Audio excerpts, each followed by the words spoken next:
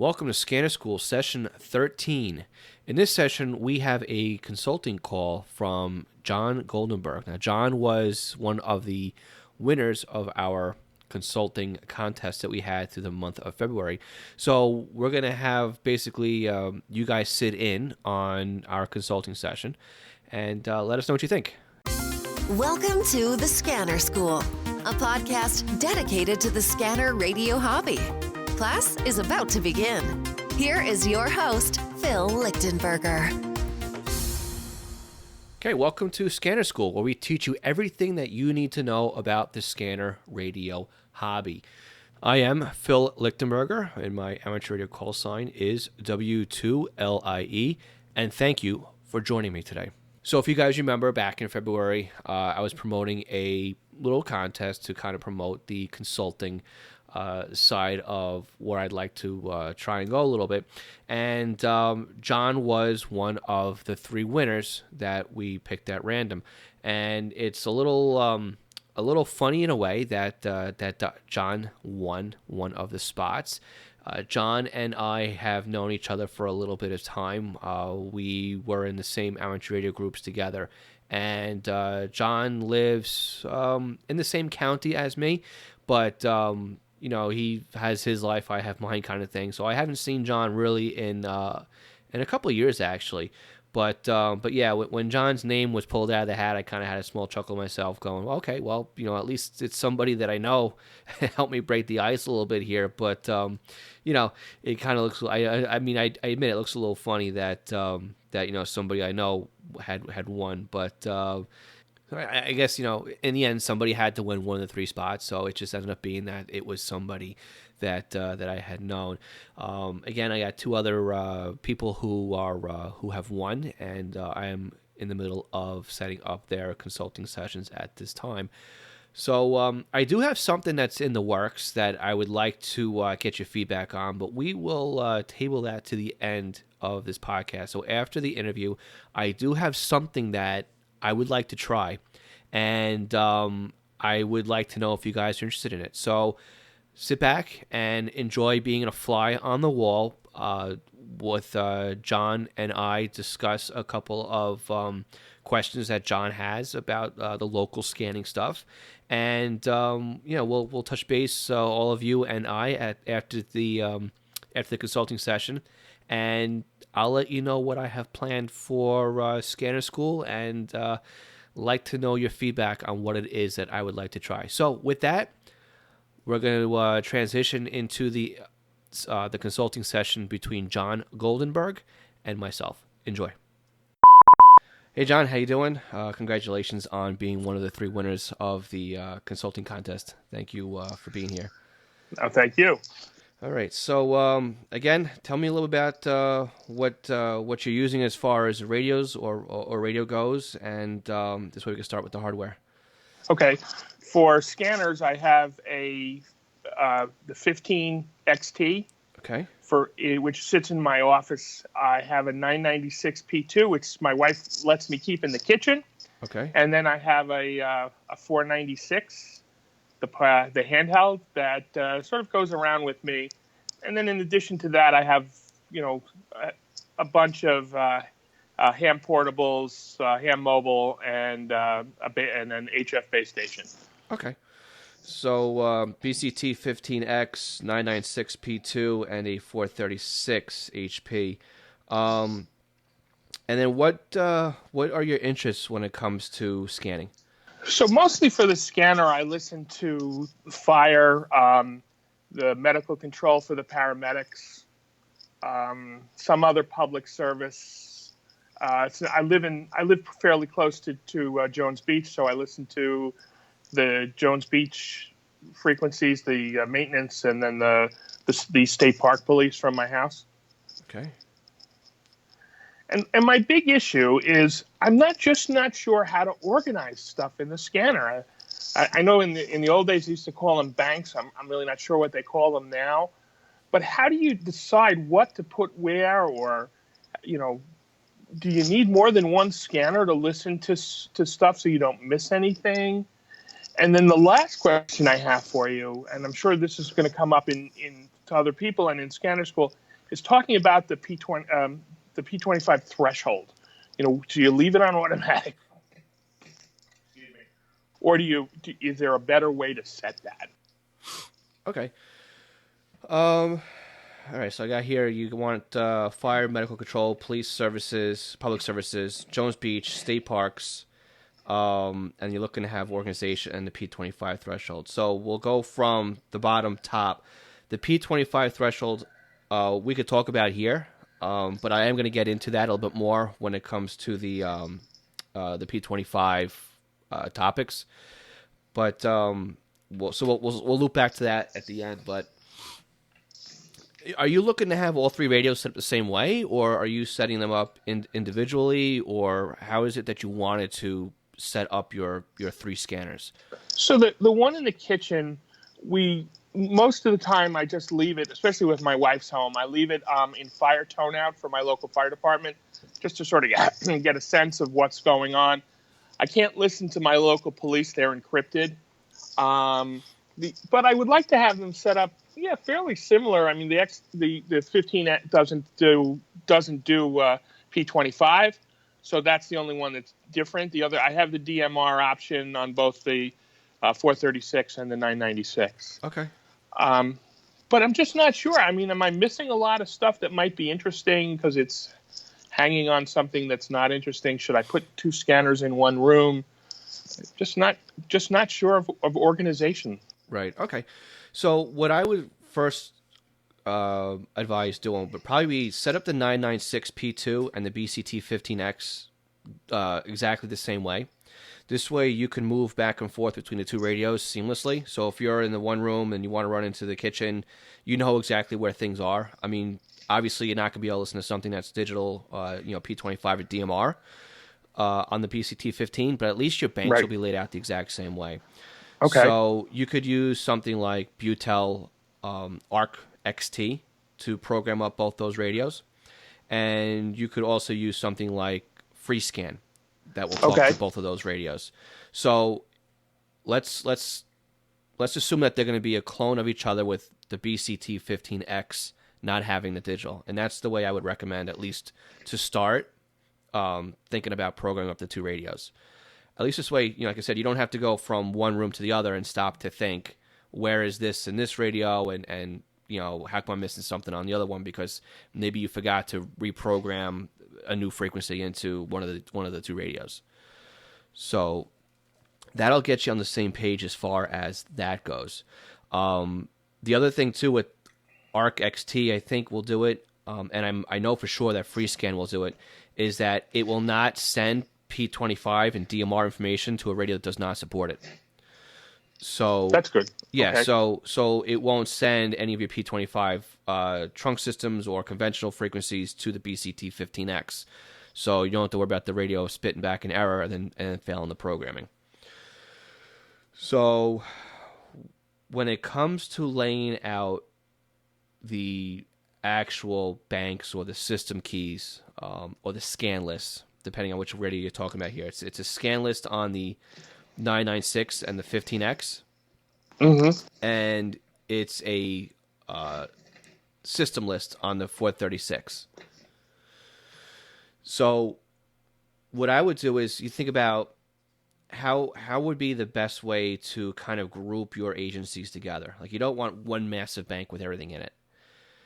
So what I would suggest doing is maybe put in, like you said, fire, medical control, public safety, Jones Beach, state park, police. So I would do one bank that just has maybe Jones Beach in it. Okay. This way you could toggle that off and on and, either get rid of it completely, or you could turn off everything else and then just leave on Jones Beach just by pushing a couple of buttons. Turning off the banks or the system keys.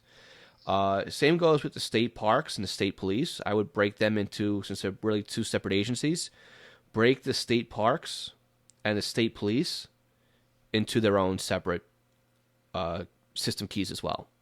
Okay. Part of the reason is, too, because we're both in New York and we're both kind of in the same area. The way that the state police work here is that they work on a duplex system. So what you want to do to the state police, and I would even recommend, too, just doing like the the statewide and then Troop L, where we are, Right. and do them together, and set it up so that there's no delay or no hold on the channel, but set it up so the scan hold is like 3 seconds or so, and this will allow that bank to repeat on itself for 3 seconds after the last transmission. And that gives the scanner an opportunity to go back and maybe find the second half of the transmission on the duplex frequency path. Okay, so there's a separate scan hold versus frequency hold? Yes. Okay. Yeah, so I believe it's called bank hold in that. Okay. And again, that's good. So like, because the way they work here is right, the Troop L will dispatch out on one frequency, and then the units out in the field will respond on another one. Right.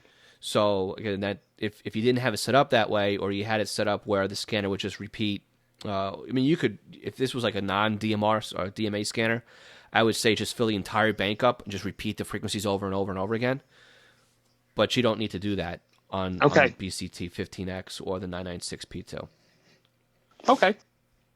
All right. That's good information. And then when it comes to medical control, I would break them out separately as well.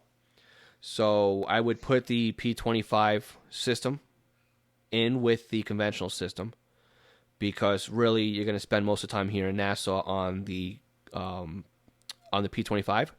But if anything is coming in from Suffolk that needs to talk to Nassau Medical Control, they're going to come in on the old Med 9, Med 10 channels. Oh, okay. So you're going to want to keep them in there. So again, that puts that also back into the BCT 15X. So at least you'll have the Med 9 and Med 10 in the BCT 15. Okay. All right, you won't get the Nassau P25 system in there. Right. And then for fire, what I would do is you could do it different ways for the fire. I normally suggest make a bank for the entire county, or a system key for all the entire county. Right. And I make each battalion its own group. Okay. And this is where it gets kind of confusing. What I usually advise people to do is, if you understand how the systems and groups work, then you can create a sub key or a sub bank using the groups. So you can really quickly go in there and you can turn like battalion 1, 2, 3, 4, 5 off and leave on battalion 6. Right. And leave on the countywide. And then you can go back in there and say something happens and you want to listen to something that's going on, say in, I don't know, the 2nd Battalion. You would have to hit, a couple of buttons to get into it and toggle the group for battalion 2. If this is something that you're going to do all the time, maybe it's worthwhile learning how the groups work. But what I think I would suggest doing, if you want to keep it simple, is maybe create a home group with just battalion 6 and the countywide stuff in there. Right. And then make a full county system for the fire. Okay. Because you got 9,000, channels to play with on this. So it's not like the old scans where you had 200 and you had to really think about the best way to allocate your resources here. Right. So, okay. That makes sense. And then the same goes for public service. So, I mean, obviously we don't have, county and village PD here, but we could put other things in there that aren't encrypted, like maybe LIRR. You might be able to put something in, so you have the MTA PD in there. Obviously, you're going to have state police. I'm trying to think of some other services that would help out know what's going on.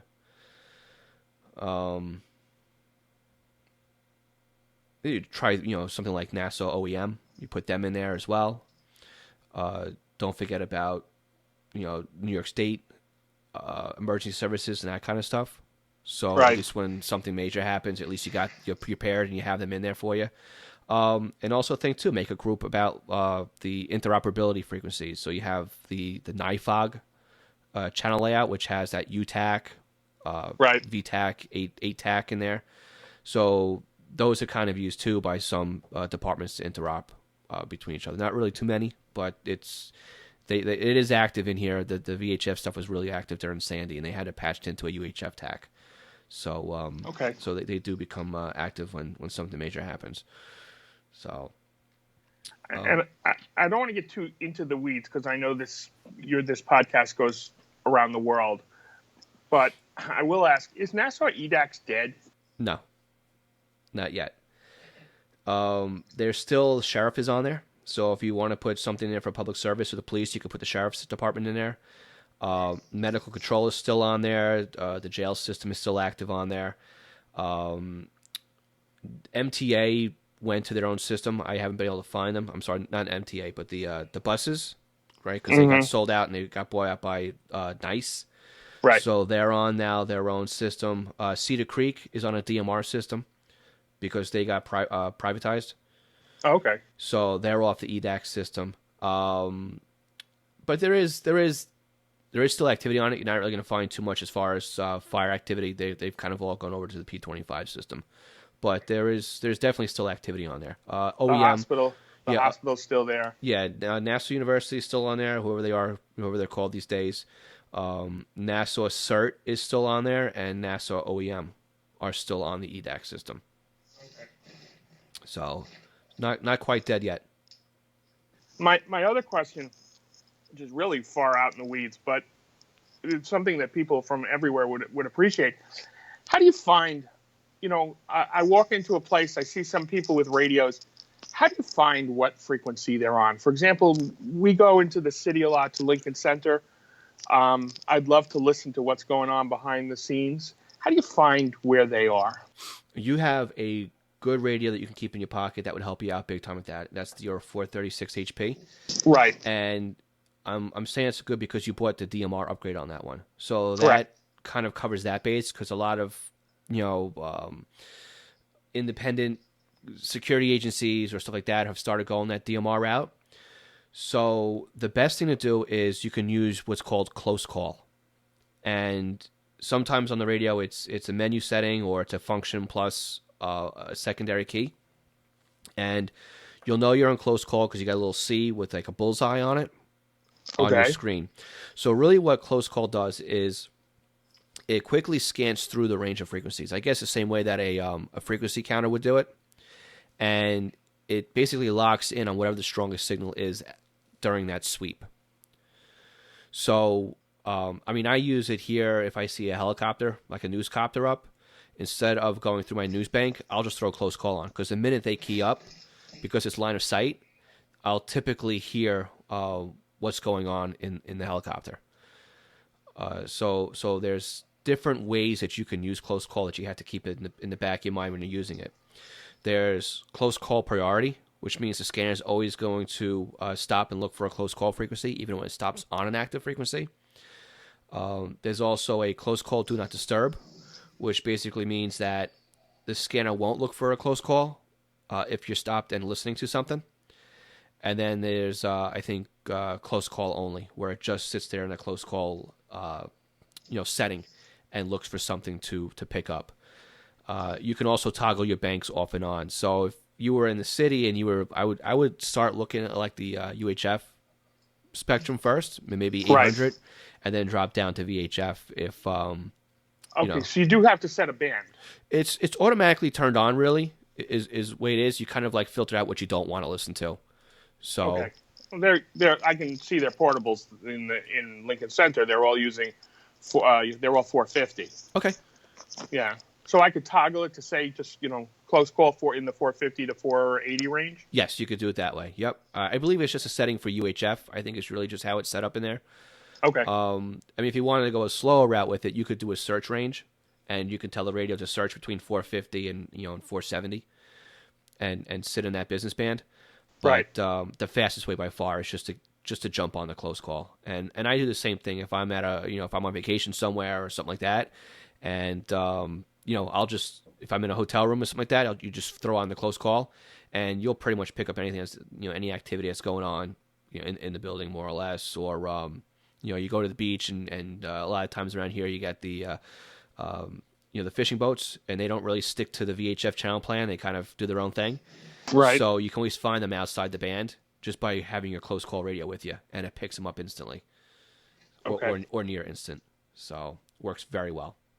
Okay.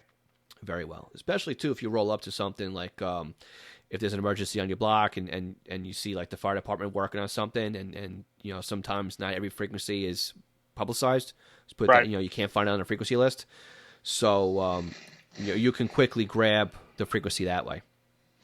So okay. Yep, close call is definitely something that can be both beneficial and a nuisance. So I gotcha. I gotcha. So All right. so with the 436.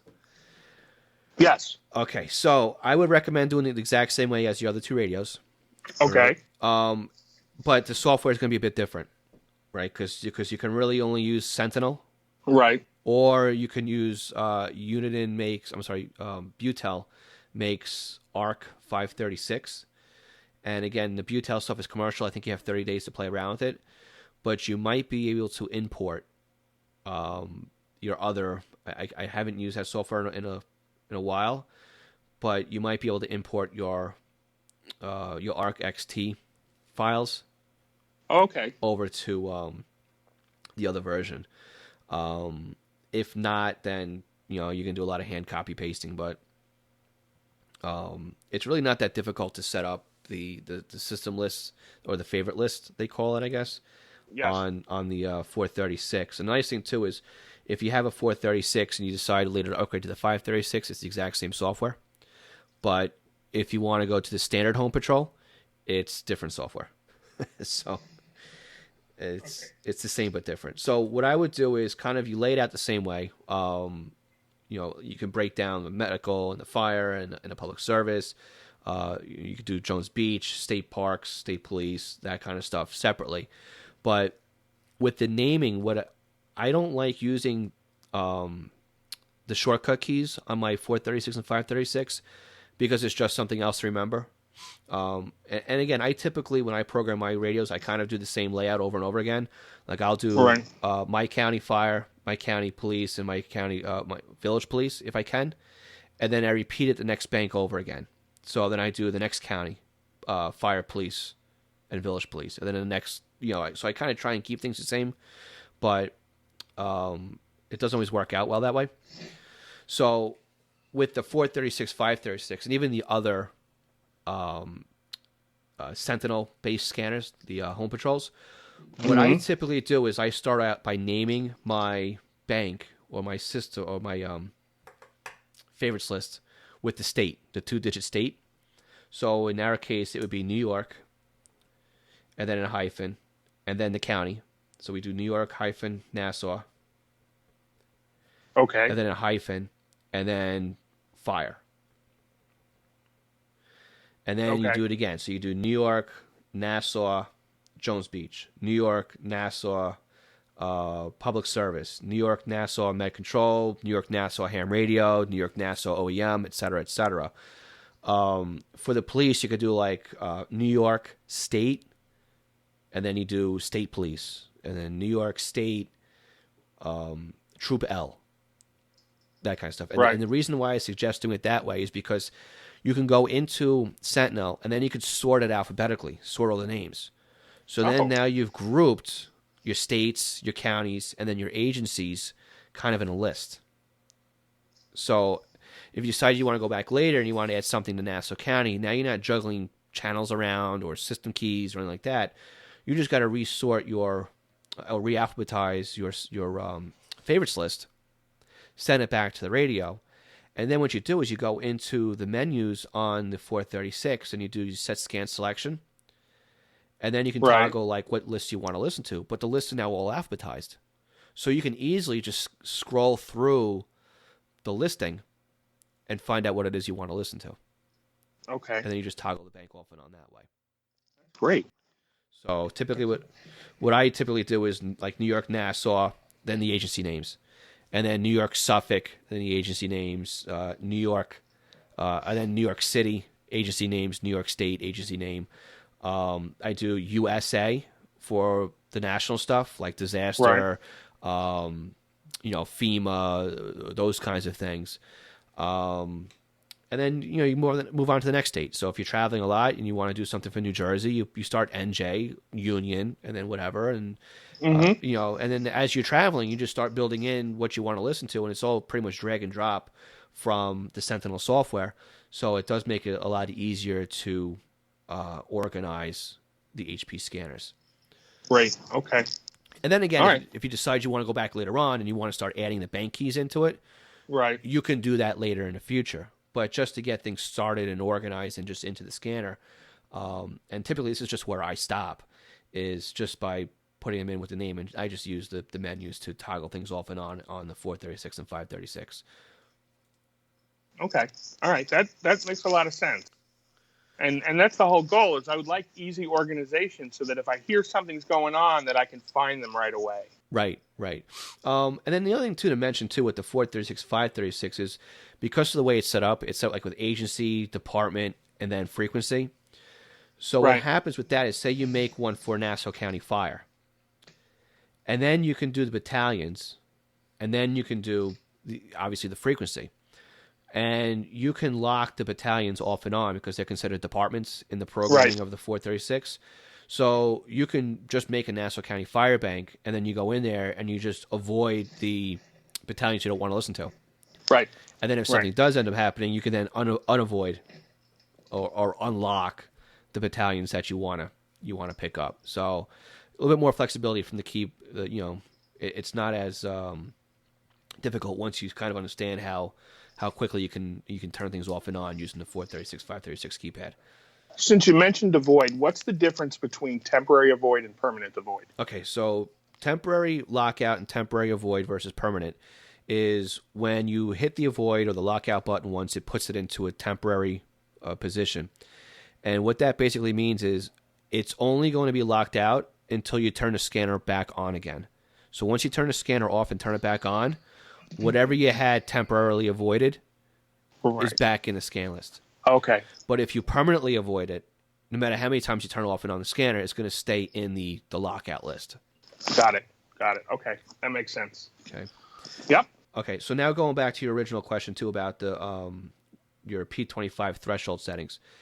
Typically, the scanner is going to try and figure out what the best voltage is to use.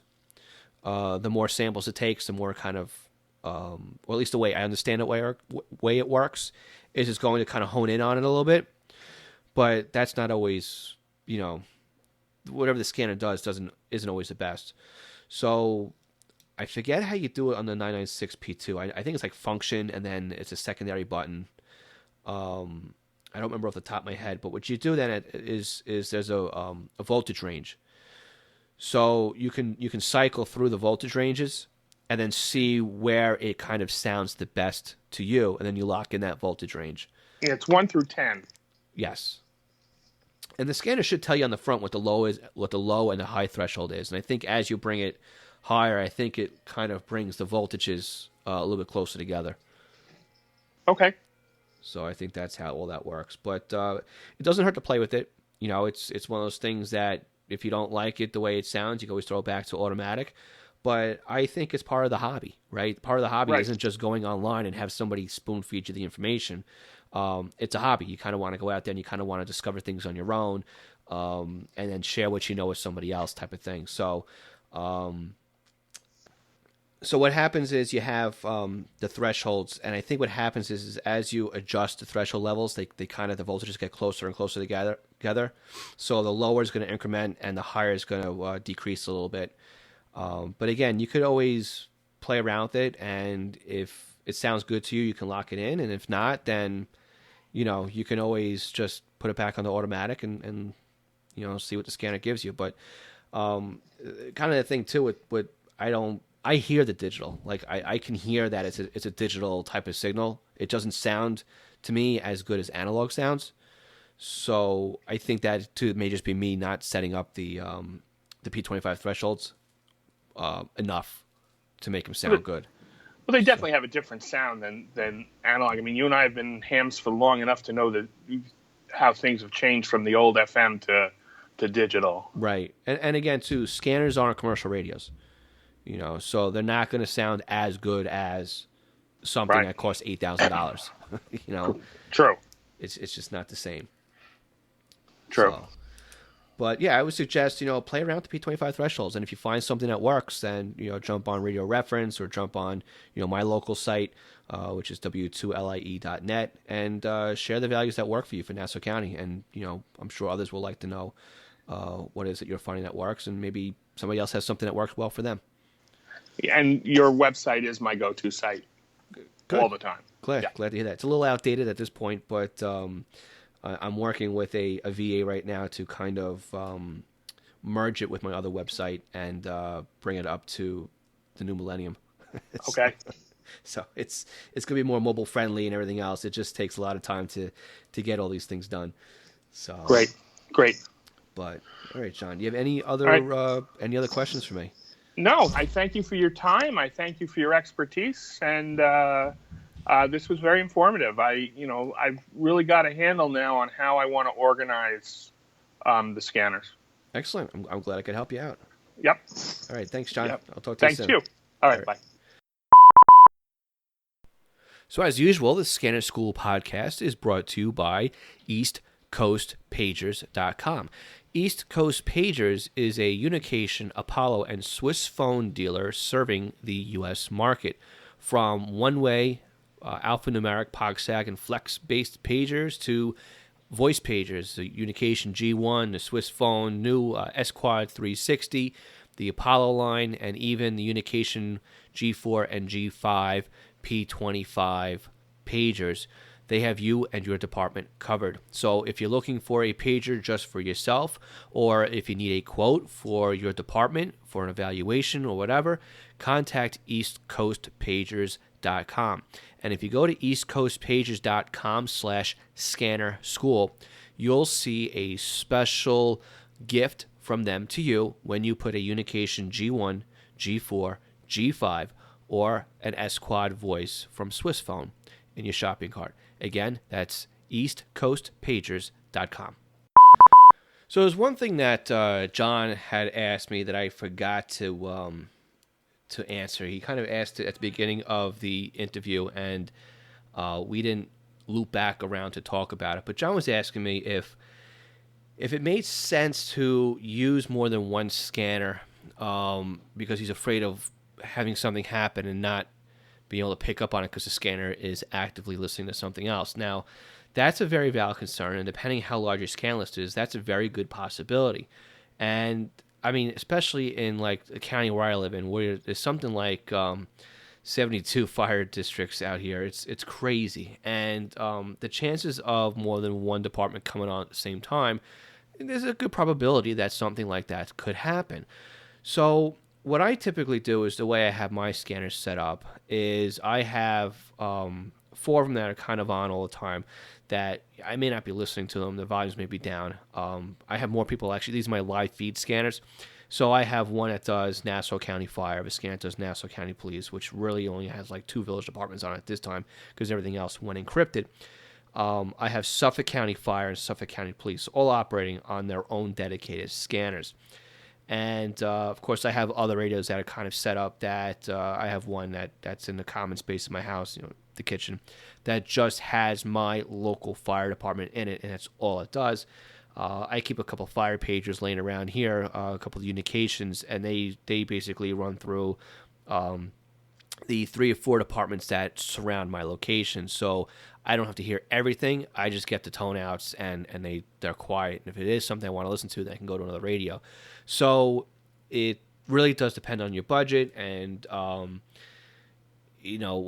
much you can listen to at once and what you think you're going to miss. So if you have the resources there and it's something that you can listen to and understand what's going on, and you do acquire this skill if you haven't really done it. But yeah, I would suggest if you can do it, it wouldn't hurt to have multiple scanners running for separate dedicated things. I mean, obviously when you're just getting started in the hobby, you only have one radio, then that's fine. That's what you work with. That's what you have. But, when you've been in the hobby for as long as I've been in it, yeah, you have more radios turned off than you actually do have turned on. And, again, that opens up another, question on how do you plug them all in? How do you share an antenna system? And again, these are all topics that we are going to talk about on future sessions of the Scanner School podcast. A couple of other things I wanted to drop in here too, that when we were talking about the software we use, so there's the Butel Arc XT and the Butel 536. Those are the 2 pieces of software. The Arc XT is for the BCT15X, the 346 XT and XTC, the 996 P2, the other one, the BCT996 XT, and the 396 XT and the 325 P2. I believe it's that entire series. And if you're interested in that software, it is commercial based. Our affiliate link, which we get a small affiliate commission on the sale at no additional cost to you, is if you go to scannerschool.com/Butel. In phonetics, that would be Bravo, Uniform, Tango, Echo, Lima, Butel, Butel. The other piece of software that I was talking about was FreeScan. And FreeScan works on pretty much most of the DMA versions of Uniden software. And it's a pretty long URL, and I've helped you guys out. Basically, just go to scannerschool.com/FreeScan, and that'll take you to the FreeScan website. The other piece of software we talked about was Uniden's Sentinel software, and there's two flavors of Sentinel. One is for the Home Patrol 1 and Home Patrol 2, and the other flavor is for the 436 HP and the 536 HP. All right. I'm not sure about the European model, or I'm sorry, the Australian model. I believe it's a 436 HP or something similar to that. It might be the same flavor. It might be a little bit different. But again, that's free software that comes with the scanners. So those were the software and the links that we had talked about on the session with Jon. So the other thing that I had teased at the beginning of this podcast was I was interested in doing something different. So you guys were able to now sit down and listen to a consulting session that I do that I would typically charge for. And if you are interested in a consulting session because you have something that you do want the one-on-one, you do want somebody just to be able to answer your questions and walk you through something, whether it's software installation or how to set up a new scanner or like that, that's the service that I offer. And you can get that at any time by going to scannerschool.com/consulting. Or you can send me a message on Facebook or Twitter. It's scannerschool.com/Twitter and scannerschool.com/Facebook group will get you to me on either platform. But something I was thinking about doing, and something I know works well for other groups I'm a member of. I'm a member of a couple of other podcasting groups and whatnot.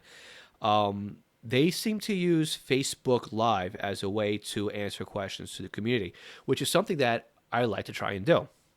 So if you would like some one-on-one help, but you don't need a full 30-minute session, or you don't want to pay for it, or you just have one simple question that you would like answered, I would love to do a Facebook live chat with you guys. And I was thinking about doing them on Saturdays. I'll do it once on 1 week now or 2 weeks, see how that gets off the ground, see if it's something that you guys are very interested in. And again, it'll be me on Facebook, probably on a video feed. And you guys can just type in your questions and I'll answer it. And I'll spend about 30 minutes in front of the computer and, just answer any type of questions you have, or just be here to say hi or tell you what I'm working on and that kind of stuff. So I was really thinking about doing it on Saturdays at 11 a.m. That's Eastern time in the U.S., which I think is a good time because it kind of puts everybody in the listening area at a time zone that they can listen to. So I understand, West Coast out in California, you're a couple hours behind, so that would be about 8 o'clock your time. So to all my friends and listeners on the other side of the pond, we're looking at 4 hours ahead, right? So in London, you're looking about 3 p.m. on Saturday afternoon. But unfortunately for all of you in Australia who listen to the show, you're looking more like 2 a.m. in the morning because you're UTC plus 11 and I'm UTC minus 4. So, you'll be able to submit your questions ahead of time if you want, and the live chat will be there. Hopefully it'll be there so you can play it back later on. I really don't know how this Facebook Live thing works yet. I'm going to try and get to it, but I'll be there. I'll be able to share my computer screen. I'll be able to answer a couple questions about software and whatnot. So again, I will send out an invite for our first session, which I would like to see if we can do that this upcoming Saturday. So that would be on March 24th, and again, that would be at let's just say UTC. That'd be 3 p.m. UTC. Or 11 a.m. Eastern Daylight Time in the U.S. and let me know. I mean, if you want to, I'll put a post out in the Facebook group too, and let me know if it's something you're interested in. So again, I want to say thank you for listening to the session with Jon and myself. Jon, thank you so much for being a winner. First of all, congratulations on that. And thank you for allowing me to put our conversation together and package it up as a podcast so that other people could be a fly on the wall. And maybe they've learned something too from our conversation. So again, I want to thank everybody for listening to the Scanner School podcast, where we teach you everything that you need to know about the scanner radio hobby. And if you have an extra couple minutes, please sign up for our email list. It's right there on the front page of our website at scannerschool.com. And also do us another favor and leave us a review on iTunes, scannerschool.com/iTunes. So again, I want to thank you for listening, and we'll catch you all again next week. 73.